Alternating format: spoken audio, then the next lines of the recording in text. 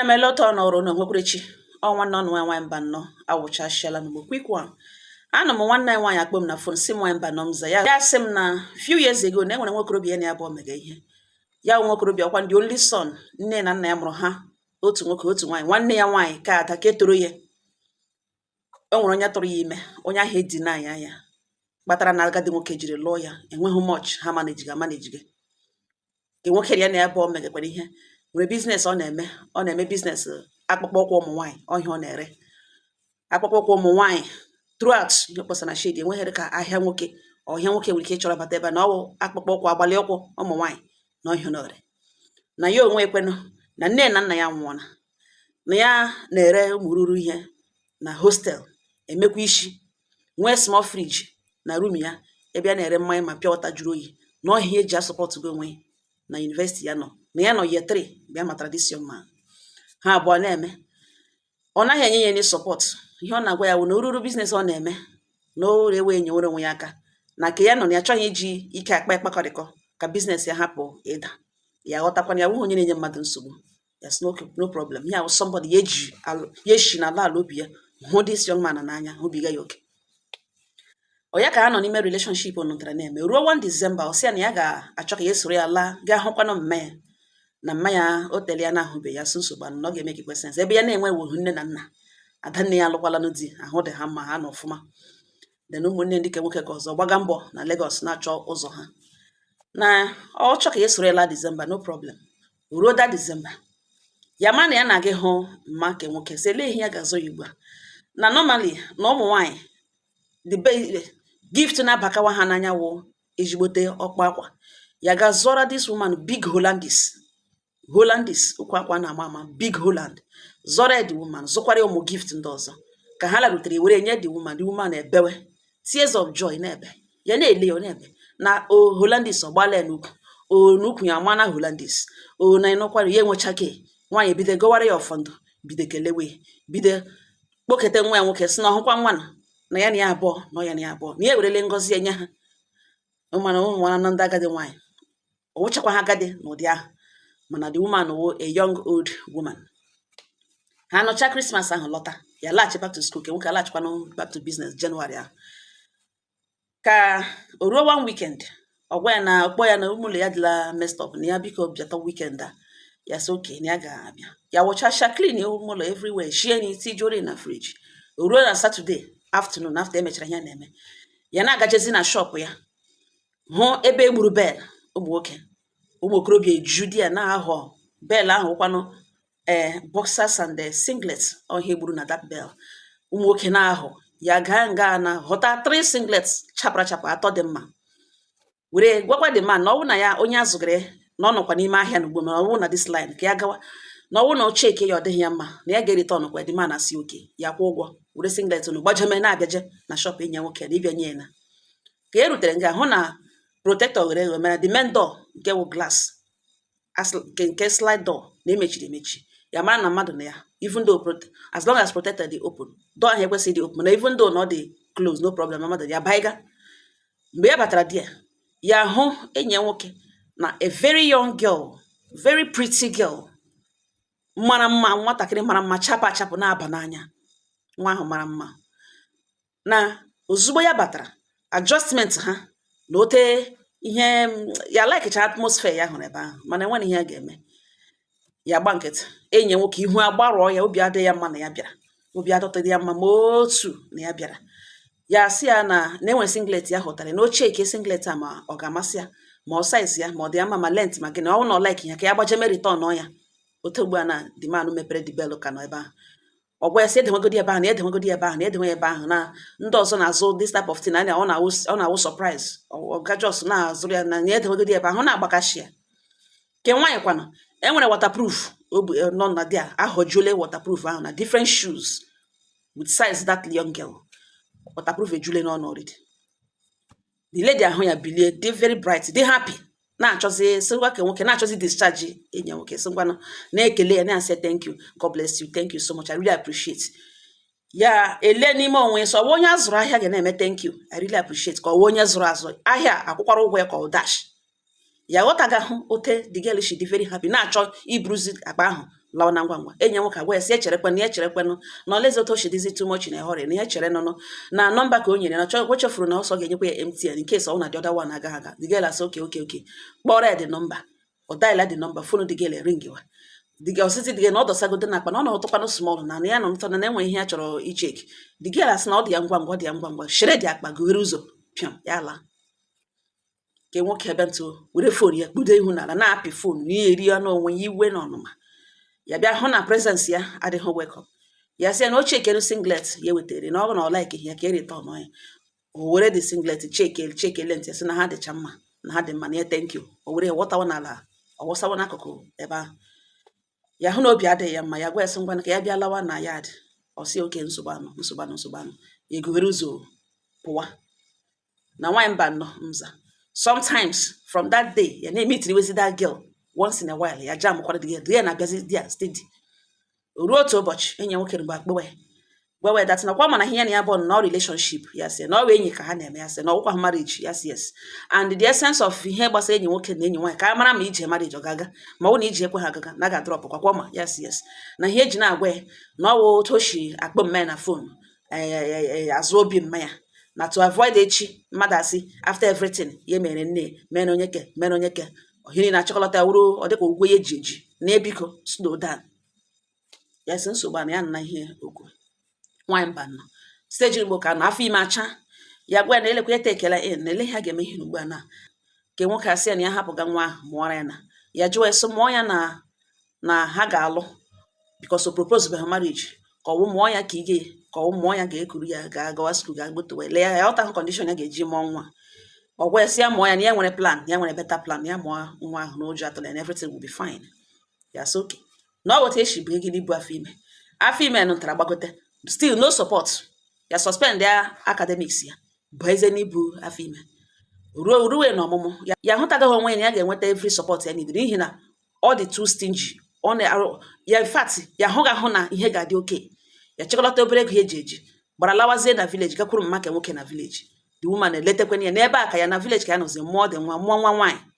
everyday ka mma ya na-akpọ na phone na ọ bịakwana bịa lekwanụ nwatakịrị amụrụ ya bịakwanụ ka aga hụ ndị nwa nwatakịrị kwa aka n'ụzọ wụrụgodo list agwa ha na adị ama ma nwa na aka ha nọ n'ahụ ya ke nwoke na-akọchapụ na ya nọrọ complete 4 months this young man alọtaghị bịa hụdụ nwa anya ọ naghị akpọdo enwere mgbe ọ na-akpọ na-achọ 4-5 days before ya kpọọ one time ya kpọọ ya nọmba ya ga-eri nke chọga ya epik mmanya na-ebe nwaanyị adị uncomfortable echiche eme ihe oripụga na-eji were fon kpewa nwa ya ọ ga-ebewebe ọ ga-agbawa nwee tactics nwa ya na-eji uzu iji eli onwe ka ọ lọta bịa hụgodo nwa ya ka mara the next thing to do or work. Rugidezi otu one Sunday kpọọ ya sị ya na ọ bụ na nwa akalitere 4 months na nwa ha akalitere na mmanya ga-elekọtara ya from 4 months na ya lọta bịa chọọ ihe bịa continue chọọ ihe o ji ndụ ya eme na ọ bụrụ nke marriage na ya dị sure na ya na ya abụọ ga-alụ na ya dị very sorry. Ya gwa mmesị lekwa ihe nwa nwoke kwuru ka ya bịa gbakọrọ ihe bịa lawa mmanya etiwe bewe mmiri fon kpewe na-agụ ya ebe ihe niile ahụ were dị otu ochie dị ya lọta na nwa ya nọ only 1 year n'ihi na ya mbata ya tata ya gakwuru Adanne na Adanne esi ekutere nwa ahụ bịa gaghachi back to school na-ekwuruzie nwa akụgara Adanne na nwa ya nọ only 1 year. You nweta information na this guy alụọla nwaanyị ọ lụkwara na wụrụ that young girl ya na ahụ na-abịa park shoe ala ya rotekwa information na mmadụ young man si na the girl agaghị abata na ọ gaghị abata na ya chọghị ya na onye ya chọrọ na onye ka emụrụ ya nwa nwaanyị na-emecha everything the boy agakwa lụkwa the girl enwere ihe agadi nwaanyị ga-eme ọ ya ka ya nọ gụchakwana pụta na ihe ha gụrụ na midwifery chukwu emere ya even mgbe ya nọ school ya na-agacha home aga mụrụ ụmụ nwaanyị ndị na-ejicha ahụ na-enwechi ọtọ ya ga-aga mụọra ha nwa ka ya gụchazi school apụta na ihe a na-amụ n'aka ya na nwakere ya mụchana mụọ nwa nwatakịrị ji ụkwụ pụta ya mụrụ the woman nwa so otiti na-abịa dịsị ka ọ mara ya mụtana ihe ya gụrụ na school ya enwezie divine wisdom back ya up na ihe ha na otu a ka ụmụ nwaanyị na-abịa ere ya na-echeki ha onwe nke ya ga-recommend ịga hospital ya recommend ya sị mba ya ga handle case a na ọ weta eshi ego atakara bịa za ya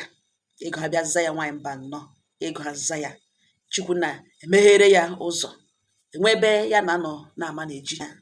di Adanne ya nwere ebe ọrụrụ ụlọ tige ya na-achọ ire ntị ya mana enweta ochiri ụlọ ya werezie the other side mere ebe ụmụ nwaanyị na-abịa amụ nwa nakwa ele Chineke anya n'ihu na onye stage mgbe ka ya nọ ya enweta somebody the Chineke akpọpụtara ya somebody hụrụ ya n'anya na na-eji ya egwu megekwe n'ọfụma jikwe n'ego mega ọfụma ọwụ na ọ nwere ihe ọhụrụ bịawa the guy mega ọfụma not like it genuinely ya like kwe ya ha yite ha aka o propose marriage ha lụọ ya mụọra ya ụmụ abụọ mana throughout ya nọ na marriage ya with di ya nwe ihe segara ha nothing mana nne this young man ya mụrụ nwa na-akpọ ya everyday na-akpọ onwe ni need ọkpọ ihe ọbụla wo ọkpọ onye need ego bewe ọkpọwe na ya nwa na-enyere this woman aka esendịrị ya ma ego mkpọrọgwụ ma gịnị nwaanyị mba nnọọ mza na ya nwetara information na akpụkpọ ụkwụ ọnọ ntara ọdịgị shop ya adaana after ọ lụchara nwaanyị shop adaa korokotom daa nwezi ihe the young man na-arụziwo ịgazi na car wash ya sacha moto ha enye commission 200 naira ọsa 10 cars in a day or 20 cars in a day onye ọnwa n'elu ichi moto wutu 200 naira n'ọhịa o ji survive gazi nwunye ya anọ ntara agbadara mmanya azụ n'ihi na iwe ya wụ na the woman ekweghụ anabata ya okweghụ na ya na-abata ya mechaa bata the woman the ladies orugezi hụ the agadi nwanyị nso di ekwene nwe wodez the marriage ọ wụla ihe ọ ga-awụ no information ya nweta na agadi nwanyị ahụ taga ahụhụ because gịnị o nwere nwunye nwa ma onye na-enwe nwunye nwa aka ya ma n'ihi gịnị the agadi nwanyị sọ ya chọhụ ya na ọ ya nwaka ya chọrọ na the lady alọbatazie na ọhịa o ji apọnish gezi agadi nwanyị nwaanyị nwoke kwere shop adana ka ọ kpụrụkpụte ihe awụzi car wash ka ọ gara ga hustle gazi no information ya na-enweta n'ọkwa ihe eji na-asọpọtụ gadi agadi nwanyị ada ya nwaanyị kwa na aka arụ ya mma na ọ ya nwa na-esendịrị nwaanyị ego ji eritogodori were na-aga ụlọ ọgwụ the woman na-akpọkwana ya sị ya biko na ka ya bịa hụ na nwa ya na-ele ebe ọ nọ ka ya bịa hụtọ ya biko na ya ejikwe n'ole ihe mere na ya bere ka ya bịa hụ ya gwa ya sị why not na ọchị ịhụ nwa ya ga-agwa ya enye nọmba Adanne gwa Adanne esilekwe nwaanyị a ọsọ chọrọ ịhụ nwa ya biko Adanne sị why not na ebe ọ ga-anọ wụọ ọnọhụ ka ọ gịnị na ya kpọ ya ọbịawa ọ ya ka this woman gara ịhụ nwa ya rutezie ebe ahụ na Adanne na di ya falls in love with agadi nwaanyị ha ekwewo na the woman n'ala ọ nụrụzie nyewezere ha aka n'ize ma ọmụ ka ya ma gịnị Adanne ekpewa ese na China nga ihe ka dabara na ihe the best lady in the whole wide world na nwaanyị onwe batu na nwaanyị awụ ezigbo mmadụ nwaanyị awụkatakwa ezigbo mmadụ na ọ na-ewute na nwaanyị ka ga-anọgide one day lawa ịnụkwa and ya enweghị nne di ya nwụna na ifu ndị ya like chara nwaanyị a na nwaanyị ha ga-eme ọ nọjuru na ije ahụ ọ gara na ọ nọrọ complete 2 months mechala azụọ ya ala na ya na di ya nụkwa na-enweghị nsogbu ọbụla ruo otu ụbọchị this woman na-akpọ ya na phone na-agwa ya na eji ahụ na ya ga like ịga ụlọ ọgwụ na BP ya na ọ gbago na BP ya na ọrịa ala ya gwa ya sị ngwa nsogbu anụ na ọ maneji ihe dịka nwanne echi ya ga-achọ gbagharịa chọọ ihe ya ga-ahụ sendịara ya kọlụ nọ ntara ka ya mechara di ya gwawa ya na ya ediele this thing too much na okweghịzighị ya idi na the rate eji enyegara agadi nwaanyị aka na nwaanyị awụhụ mmanya ọkwanụ nne di ya na ya na-enyere ya aka ọ dịzi ka obi ọka n'ebe ex ya nọ n'ihi na ọ dị only condition ọ ga-eji nwaanyị aba akwa ọgbara gawa ihe akwụkwọ kpụrụ sendịara ya ego na ọ na-eme ya na-aghọta na connection o nwere ebe ahụ ka dị intact na ọ tiritige nwaanyị a ka onye aka hụrụ nwa ya nwoke n'anya ya sị ya mba na ya gwawa di ejide na aka ya wee sị na o chekwala gị ebe ahụ na ọ wetachi echi mere na ihe ọma nwaanyị a mere ya nnabata nwaanyị anabatara ya na ya wụghị onye mmadụ ga-emere ụdịrị ihe ahụ ya echefu the woman na ehọrị and again na nwa ya nwoke nwa ọlụrụ bịakwuru dịra the woman azụ di ya jụọ sị o kwesịrị ịgbasa ya o kwesịrị ihe gbasara family ahụ na nwaanyị ahụ na ọnwa ya na ọnwa na o kwesịrị ịwụ concern ka ihe we every time phone ya ring ya na nwaanyị ahụ kpara na mmake ya na ole na oshota ha akpọ ya sị mbakwa ya na mma nne di ya just kwuchapụ n'erubeghị 2 hours na ya na-akpọkwa nne di ya na ya na-asụkwara na ọgụ na ya oge ha agụla ha ya na ya na-eleta nne di ya gwa ya yes na ya were ada attention ahụ ya onye gokwu mma ex ya wee techakwuo ya ebe nyekwuo ya mmake ya na mmake ya like ya sị mba na nne di ya no the best na enwe mgbe ya complain ya gwara na ya na nne di ya nwere problem di ya gwa ya na ya achọghị connection ya achọ ihe a na-akpọ na ọ kpọwela nwaanyị ahụ na phone na enyi do sendịrị hụrụ ego ahụ ọsọ ga-esendịra woman o sendịra da woman ego a na ya na ya abụọ ga-enwe problem ya sị oke na ya nọ na ihe okwu di ya were iwe chiri ka moto pụọ elege ihe ka ahụ lege ya nwa onye ga-atụrụ di ya ashị ya na-atụrụ di ya ashị ichegote ya ga-eme datin ya ma ya kpọọ Adanne ex ya na phone gwa ya datin ego na ya ga-esendịrị ya na o were kpọrọ mmanya ga ụlọ ọgwụ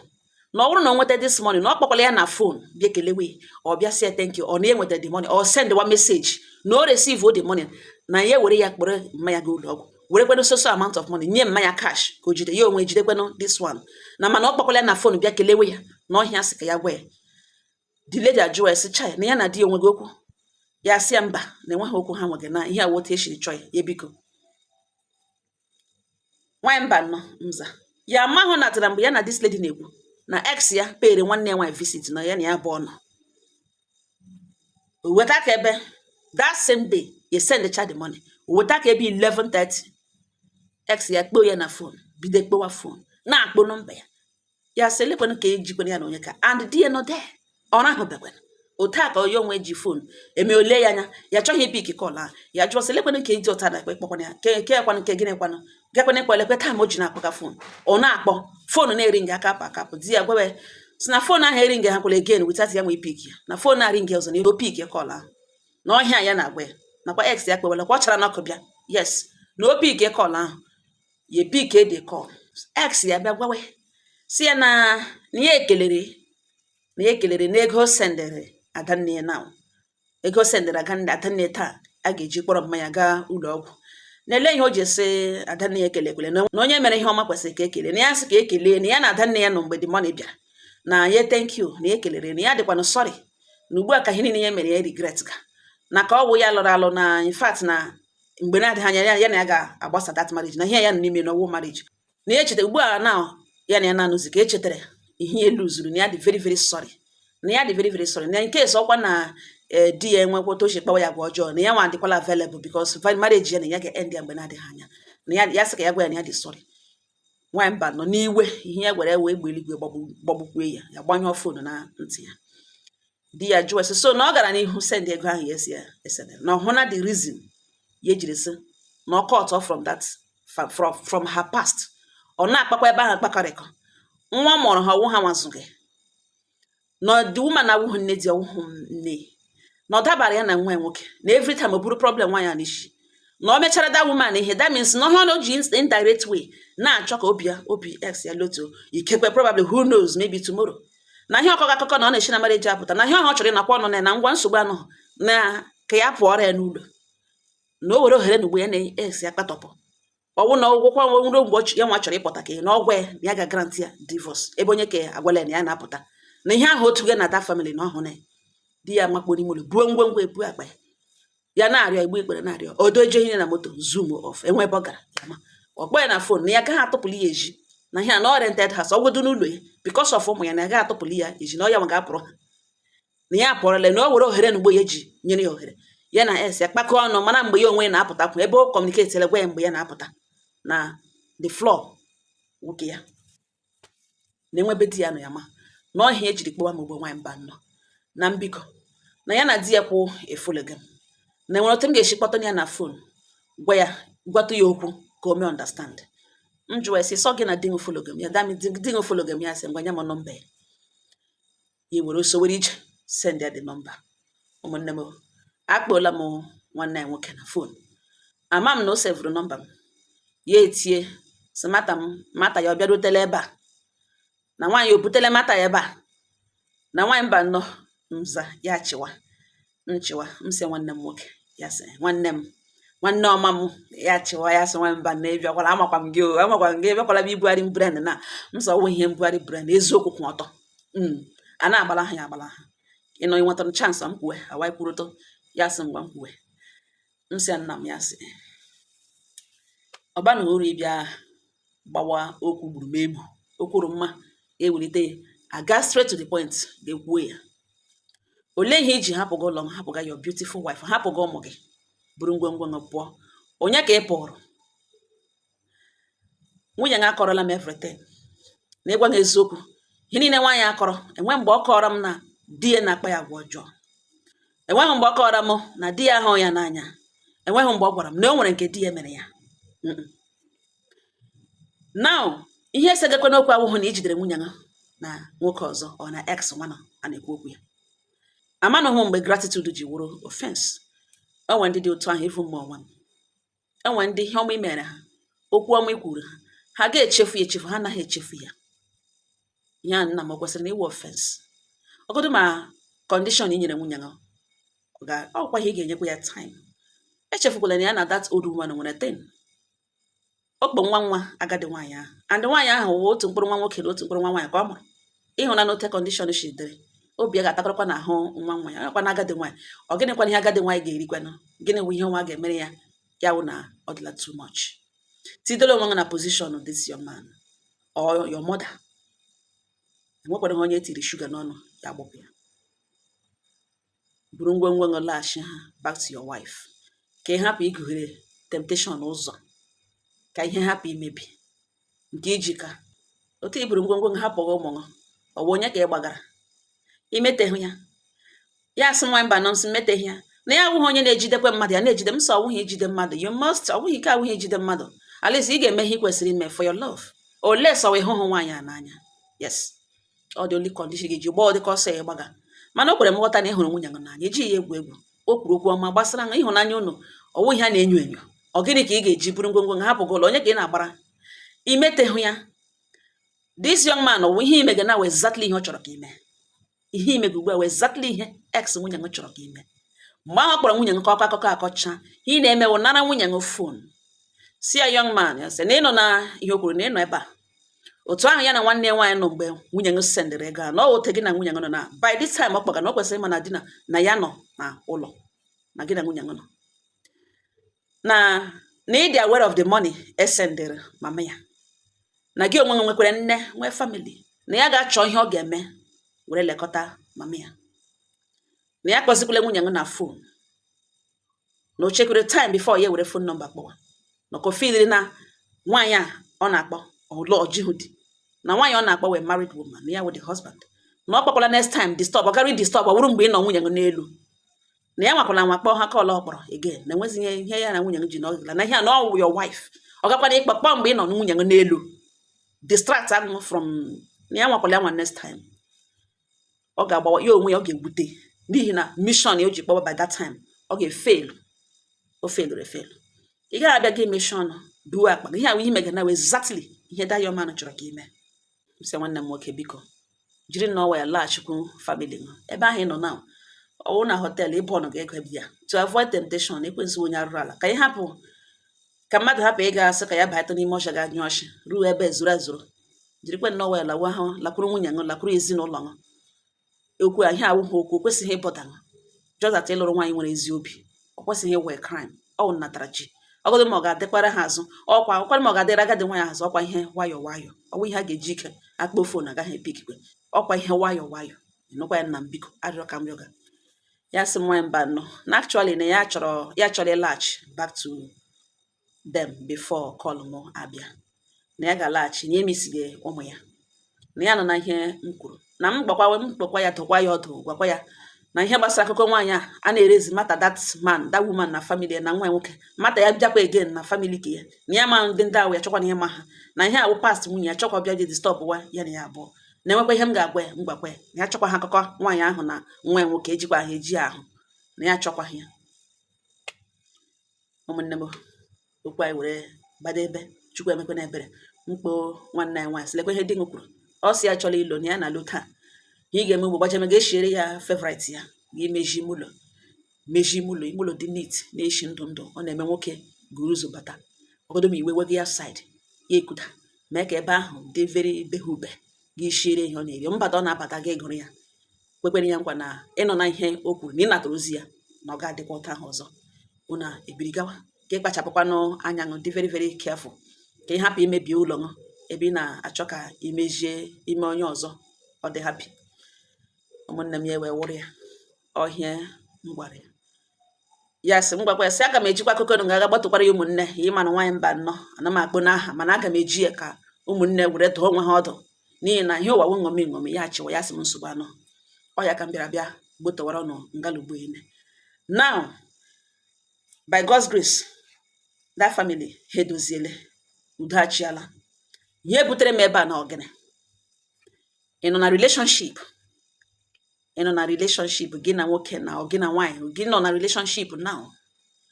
ịgbawala kpụrụkpụrụ ụkwụ ọpụpụ agụwana ịchọwala ịpụ naanị ma ihe chụga ọwụghị agwa ọjọọ onye ahụ chụganụ naanị ṅụma ihe chụganụ ya wụrụ nwaanyị kekwe ji ha ego na ụdị chọrọ ka onye gị na-eme ihe jide ego o represent ka well financially now ọpụpụ agụ nwa naṅụ ofensi awụhụ na ọ kpọrọ ụgwọ ịma na ọ hụrụ n'anya ọpụpụ agụ nwa naṅụ ọ bụ ofensi awụhụ na onwe ihe o ji mkpọrọ onweghị future with you ọ nakwetaghị ahụ no sọsọ ṅụma ihe megaga ngaja echi dị anya dịkwa ime nwenye ma ihe ọ ga-amụ na ihe ọ ga-eweta ọ bụrụ na onye gị na-emeghe ihe ugbu a na ikekwe o jihụ enough nwee ndidi ọ ga-adịkwa mma gị werekwanụ nwoke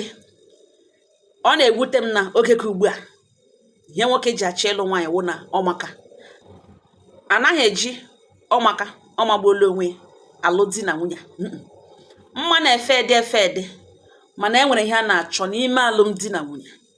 ihe ahụ a na-achọ n'ime marriage ma ọ na-enwetaghị ya ọ ya na-ebute nna amamihe na-esere this man na nwunye mgbe niile ndị nwunye ya amafu nna amamihe na-esere this man mgbe niile this man amakakwanụ very handsome man people ga na-ahụta na ụlọ mara mma partner ṅụ mara mma mana ọ gịnị na-ese enweghị ga-akọwata m na nwunye ṅụ mara mma apụta ahụ na ihe a na-achọ n'ime marriage na inwetele ya kpachapụ anya ṅụ ọwụ ihe ọjọọ na ị nwere ọchịchọ nke ṅụ na ụdị ijiri nwe ya kama mara akwa mgbe ọchịchọ ṅụ ahụ ga-ewetara ṅụ ihe ibe akwa n'ọdịnihu ihe regret matakwara gị hapụga onye Chukwu jiri gọzi m ịnọ na relation ebe ahụ ị ugbu a Chineke setụlụ na mana ọgụ nwanne ṅụ ọpụpụ ọkwa onye mechaa ya eme gịnị ya erie